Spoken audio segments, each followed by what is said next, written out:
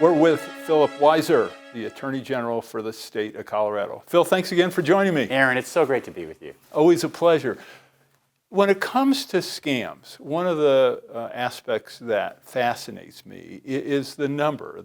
There's a plethora of all kinds of scams, but it seems to me there's been an explosion in the number and the reach and the number of people affected. What's your sense? Is that true? And if so, what is going on?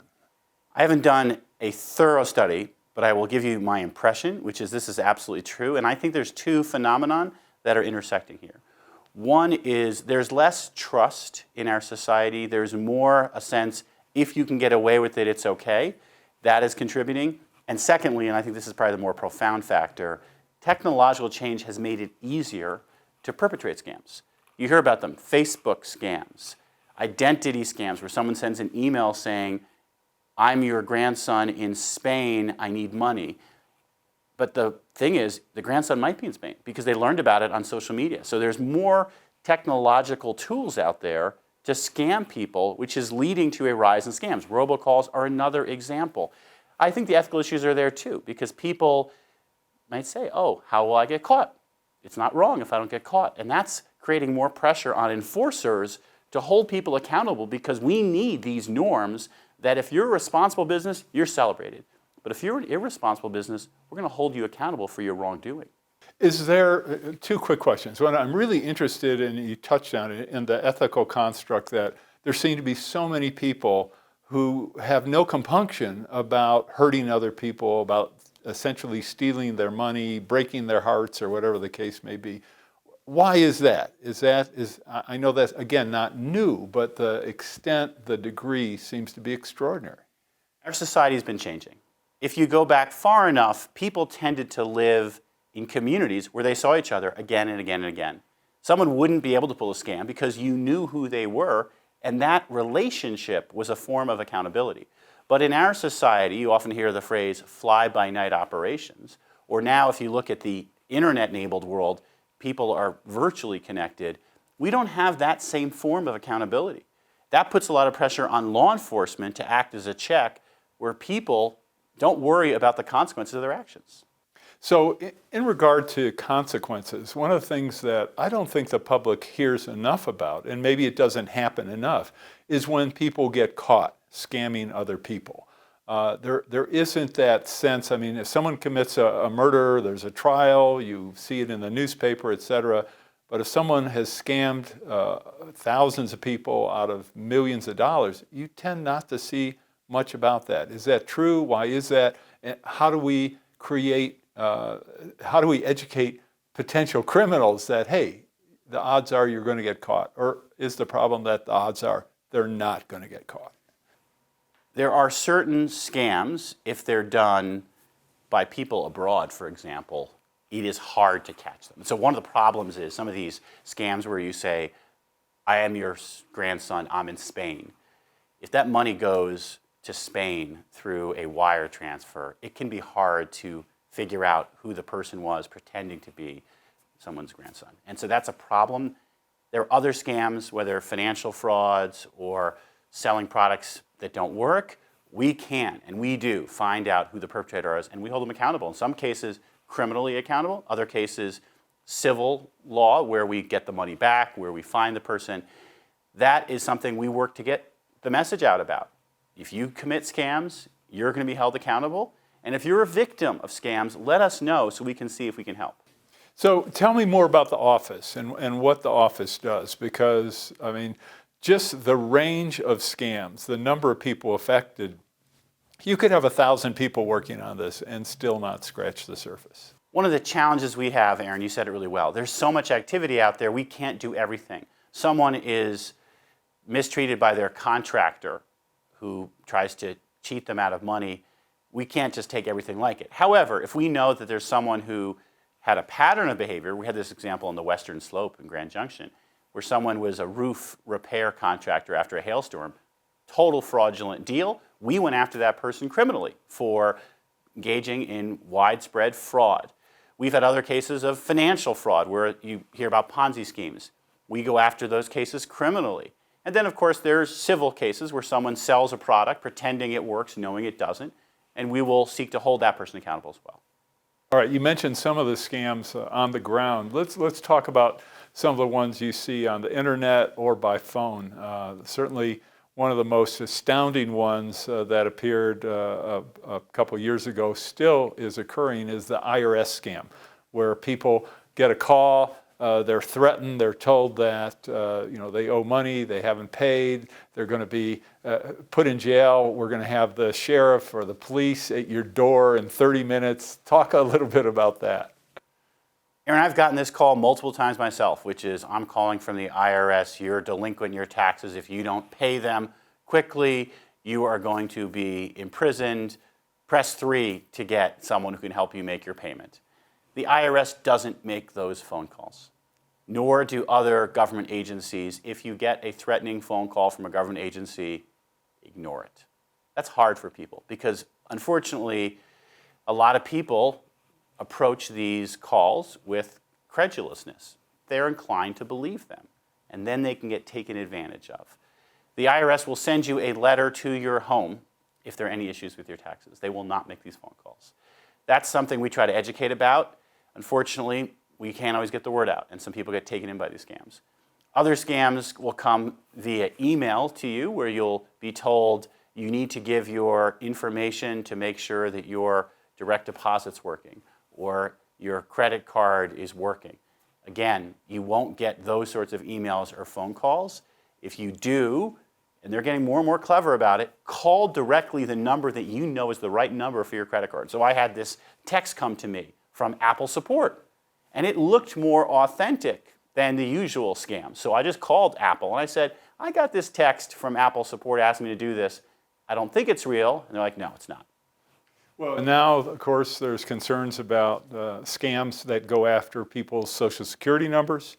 The big one of the big rages has been Medicare because there are new Medicare cards. I mean, the scammers are getting very sophisticated. They'll see in the paper, oh, Medicare is issuing new cards. We're going to base a scam on, we want to send you your new card, but you need to verify your number or whatever. Talk a little bit about those, and also how critical that sensitive information is that people give out over the phone or by email. I can only encourage people to be paranoid. If someone asks for your Social Security number, think long and hard before you give it. If someone asks for your credit card number or your bank checking number, think long and hard before you give it. That information can be used to defraud you, to steal your identity in certain cases. This is a real burden that people have to guard their own information, protect their identity. Obviously, their credit reports you can monitor. That's one way to get a sense if something's being happened. A credit card's being opened in your name. A lot of credit cards now actually have this ongoing monitoring service for you, so you can be aware of that. It's a hard world out there, and I only can tell people, be skeptical, be vigilant, and when you get certain warning signs like send me Home Depot gift cards. I grew up with a TV show called Lost in Space where there was a robot who said, danger, Will Robinson, danger. Just know there's certain signs that should be clear warning signs. So one of the issues too that I think people need to learn more about is just the concept of, you referenced gift cards. If the IRS says you owe money, or if anyone says you owe money, they're not going to ask it in the form of gift cards. So that's an immediate giveaway. Correct. Anyone ever asks you for gift cards, hang up the phone, delete the email, it's a fraud. No legitimate entity will ever ask you for gift cards. The reason, by the way, scammers do it is they're so hard to trace. And that's something that you just need to be aware of. Wiring money for your grandkids, or if you're in a romance with someone over the internet, it's a warning sign. Be super, super skeptical. You're not going to get it back. For information on how to help promote civil and mutually respectful discourse and support expansion of the distribution of our programs, please email info@harbertv.com. I'm Aaron Harber, host of The Aaron Harber Show. I very much would like to hear from you about the program, so please send me an email with your thoughts. You can suggest what topics I should cover, what guests I should invite to be on the show, or even what specific questions you would like me to ask. This is your program, so send your suggestions to Aaron at harbertv.com. I promise to personally read every one, so email me today. And most of all, thanks for watching. I'm Aaron Harber, host of The Aaron Harber Show. You can follow the show on Twitter for instant notification of new episodes, live event invitations, outtakes, and behind-the-scene photos. And tweet us your topic and guest suggestions today. The Aaron Harber Show may be viewed 24/7 from any location in the world at w.harbertv.com. One of the most vulnerable groups are undocumented immigrants. How do we address those challenges? And what are the most serious challenges in that arena? We are taking the challenges of undocumented immigrants here, many of whom are native Spanish speakers, by hiring someone who's a Spanish language outreach coordinator. We want to make sure that we protect people in their own language. This is something the Federal Trade Commission has been doing now for 20 years. A lot of scams may be conducted in another language, and those might have, in the past, eluded enforcement. We're committed to protecting everybody, and sometimes the scams can be really insidious because someone would say, if you report me, I will turn you over to immigration authorities, and that threat can actually lead to underreporting and more criminal activity. So it's harder in certain communities, both from the language barrier and because people might be afraid. We're going to make sure that we're protecting all Coloradans. In terms of susceptibility, certainly undocumented immigrants, as you've described, are very vulnerable, have a special pressure point where they're unlikely or less likely to report a crime or potential crime, ask for help. How about the elderly? Why are the elderly targeted and so vulnerable? Elderly Coloradans can be targeted for a few reasons. One is they might be less technologically sophisticated. So they get an email that says it's from someone. They might not know of this whole spoofing concept, that emails may not be from who it looks like it's from. Secondly, they get a phone call. That's a robocall from the IRS. They might be more likely to be trusting. And there have been surveys about levels of trust.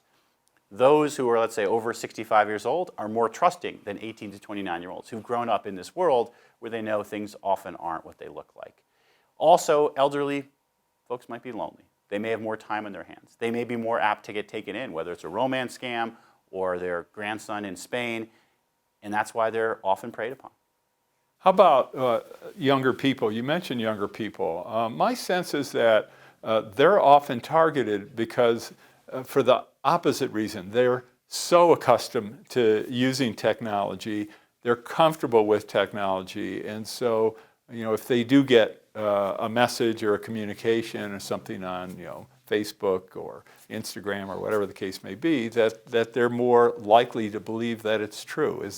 Are you finding that to be the case or no? It's an interesting question. We've not studied enough to give you an answer, but I will say they're using these platforms that can be abused. And so whatever platform you're on, whether it's Facebook, whether it's a dating website, you never know who's on the other end. And so just be nervous about who you're communicating with. Young people are vulnerable. Often people returning from military service can be targeted and vulnerable. We all are vulnerable. So in actually almost a separate group are members of the military and their families who seem to be very often susceptible to scams. Is that due in part to the pressure that both military members and their families are under, or what are some of the reasons you think they're so highly targeted? When someone serves in our military, often overseas, they return back to the United States, there's a readjustment period. During that time, they may have been getting money or support from the federal government. There are people who know that they're going through that readjustment, and they think that's a target. I can go and seek out, let's say, some sort of money because I'm going to offer a adjustment service, let's say a skills training, and it could be a complete sham. There's no real value there, but they know they've got a target. So anyone who's in a period of vulnerability, younger, older, military personnel, they all are potential targets. In terms of educating people, one of the challenges seems to be that there's so much information people need to have to protect themselves. Are we doing a good job of educating people, and what more do we need to do? We've got a real challenge ahead of us. In the schools, people who are in high school, digital literacy has got to be more important, even digital hygiene, if you will. We're working hard to get the message out. change your password, or don't use password as your password. Those are basic digital hygiene steps. For people who are older, adopting technologies that are often going to make them more vulnerable, we've got to do better at letting them know what the risks are. And for everybody, we've got to develop the best defenses, because often, this is the, I guess, trite way to say it, an ounce of prevention is a pound of cure. If we can give people tools to help them protect their identities better, it's so much easier than once someone's got effectively a stolen identity to try to get it back. One of the really interesting issues is there doesn't always seem to be a lot of analysis on a national scale of how serious some of the scam efforts are. And I want to talk, for example, about robocalls. In the United States, citizens get about 5 billion robocalls per month. So that's literally, what, 60 billion robocalls a year. And even if the average robocall only lasts 60 seconds, I mean, you're looking at millions of hours of people's time. And if you put a value on that time, whatever, $15, $20 an hour or whatever, you're talking about literally billions and billions of dollars being wasted, being stolen. And that's not even counting the actual funds that may be taken. How do we, when you look at such a waste of resources, there have to be more effective ways to addressing that. And it doesn't seem to me that the private sector has done enough. What's your take on that? A couple different thoughts on robocalls. First, if you get a call from a number you don't recognize, even if it looks in your neighborhood, particularly if it looks in your neighborhood, don't answer. Let it go to voicemail. If it's legitimate, they'll leave a voicemail. That's going to save you time and aggravation. Number two, we worked as state AGs with the major phone companies to create technologies to help these calls go right to voicemail, so you don't even see them. Or increasingly, you'll see potential spam caller, just like you see potential spam email. We dealt with this in the email world. We've made incredible progress dealing with spam. We're now dealing with this in the phone call world. And in both cases, the underlying dynamics are the same. It's so cheap to do a robocall, just like sending a spam email, that people do it, thinking that even if 1 out of a million, 150,000 bites, it'll justify all the cost of putting this out there. So we are living in this world. We're going to work to fight people when they're doing it. Unfortunately, sometimes they're abroad, so it's hard to do it. Congress is working on a law that I and other state agencies have pushed for that'll give us better tools. But people have to be able to protect themselves. How about the concept of spoofing? And you just referenced that, where you receive a call and it says it's the local fire department or whatever, and in fact it's somebody calling from Russia or whatever the case may be. Aren't internet service providers and telecommunications companies, don't they have the technical resources to identify where callers are coming from, where calls are coming from, and tell us now? And if so, why aren't they doing that? There's a standard called Shaken and Stir. Someone must have been a James Bond fan when they developed it. That'll help give us the actual information of where calls are coming from. It's an enhancement to our phone network. Part of the challenge is all the carriers need to adopt that standard so they can better understand the source of calls, which is good for the purposes that you just noted, which is it really coming from what it looks like? But it's also important because we want to go after those scammers, we need to know where they actually are. So that's work in progress, something we've been pushing for, and we should be seeing it, I'd say, in the next several months, although in some cases it may take longer. So whatever happened to the do not call list? It doesn't seem to be particularly effective. If you're not a legitimate company concerned about following the law, the do not call list is irrelevant to you. If you're in Russia and you're just doing these spoofing or spam calls, you don't care about the do not call list. So legitimate marketers, yes, they could be deterred by someone being on the do not call list, but all these illegitimate companies, which have more and more room to operate because it's just cheaper, they don't care. It seems that this phenomenon is so extraordinary in its size and scope that it's actually changing the way we use phones. Where, I mean, it used to be a long time ago, if you got a call, 70 years ago or whatever the case may be, people were excited to get a phone call. and there'd be a rush in a family to see who could get the phone first to the phone first. Now it's like, I don't want to answer anything.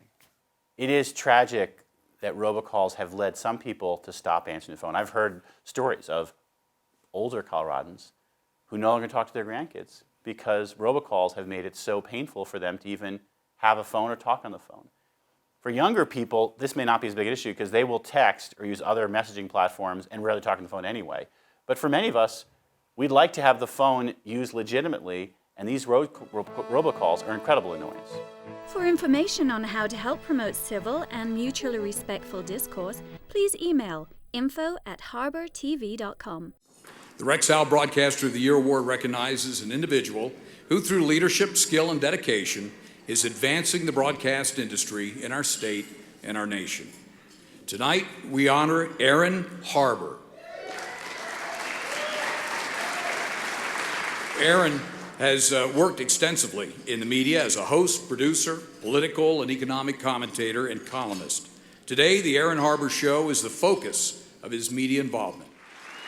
Aaron, it is a privilege to present you with the Rex Howell Broadcaster of the Year Award. Congratulations.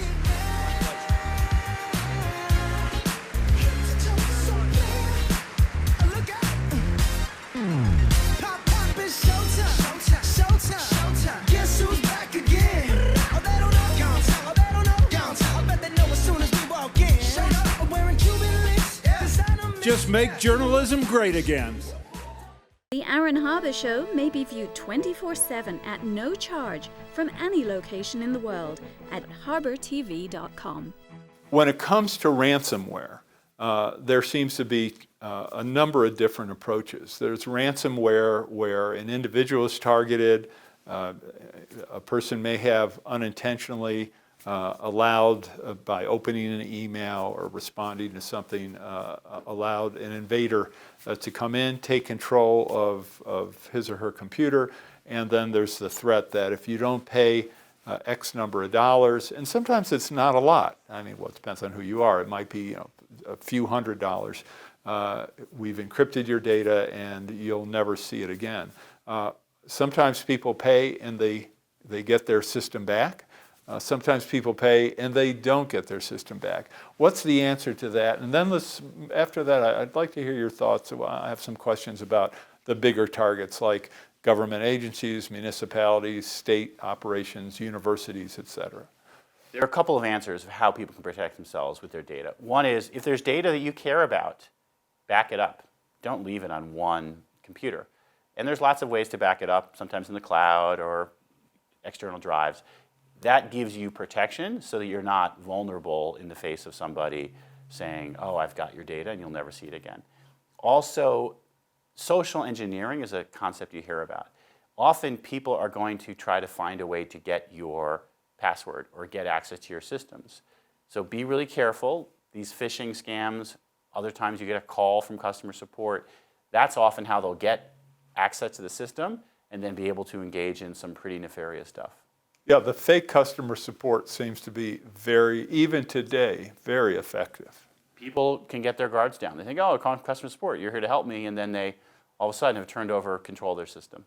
So on the front of companies, I mean, there's been, government entities, there's been an incredible increase where criminals are targeting, for example, municipalities. The case in Texas where almost 24 municipalities were targeted.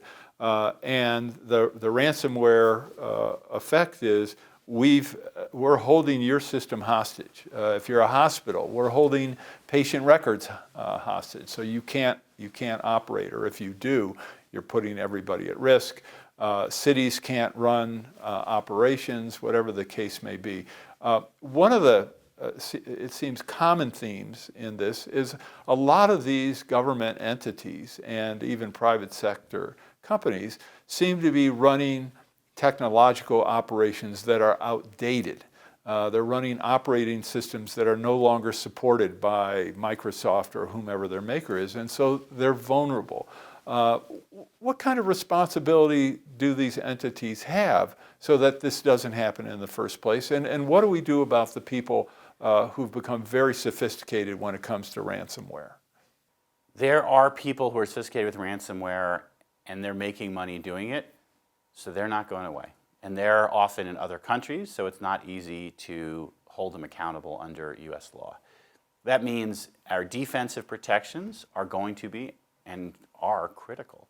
That means keeping your systems current, as you mentioned. That means keeping it the state of the art and being vigilant about how you protect yourself against cyber harms.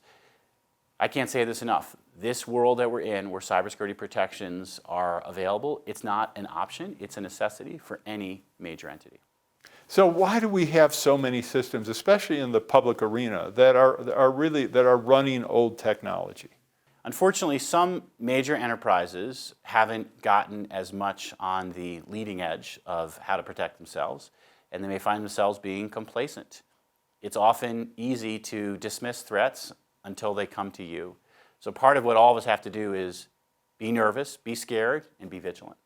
One of the aspects which intrigues me is that a lot of these targets, and municipalities are a great example, have insurance. And so they're threatened that we're not, your system's frozen, we're not going to allow you access unless you pay us $500,000. And some of the requests are in the hundreds of millions, but say $500,000. Municipalities find out, oh, our insurance covers 90% of this. We only have to pay, not only, but it really only costs us $50,000. I would think insurance companies are going crazy at this phenomenon where they're paying out huge amounts for ransomware. Part of what insurance companies are starting to do, and I think we'll see more of this, is be aware of those who they insure and whether they are following best practice. We're going to see more efforts to audit and show cybersecurity readiness. The federal government has worked on this through NIST, coming up with some cybersecurity guidelines. That's something that is going to come more and more normalized, and insurance companies who have an incentive are likely to be at the front lines of ensuring that companies are acting appropriately. What about penalties for those who are committing these crimes? I mean, certainly it's difficult to catch them. Do we need to address the penalties for this? Because a number of people see these as nonviolent crimes and don't seem to take these as seriously as they should. Cybersecurity crimes can actually cause harm to life and limb. If you think about the healthcare example, freezing healthcare records can cause people to die. So these are very serious crimes. There are penalties available to go after them, but the problem isn't generally that there's not enough penalties. The problem is the person might be out of the jurisdiction and really hard to reach.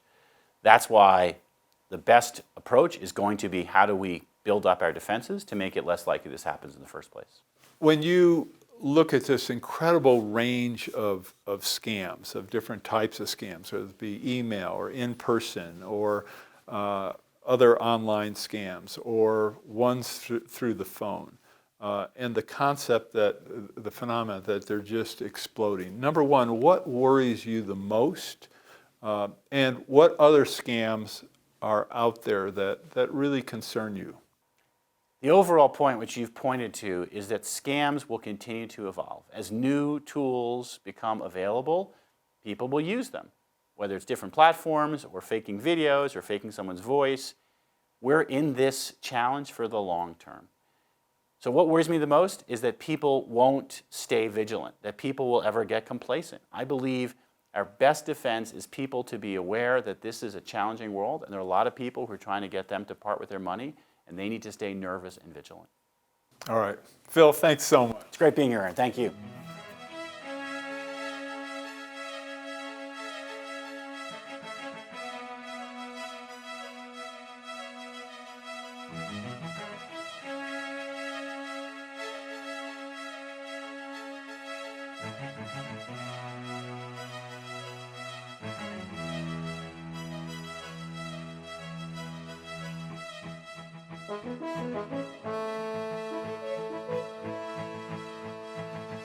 Please contact us. We want to hear from you. And thanks for watching.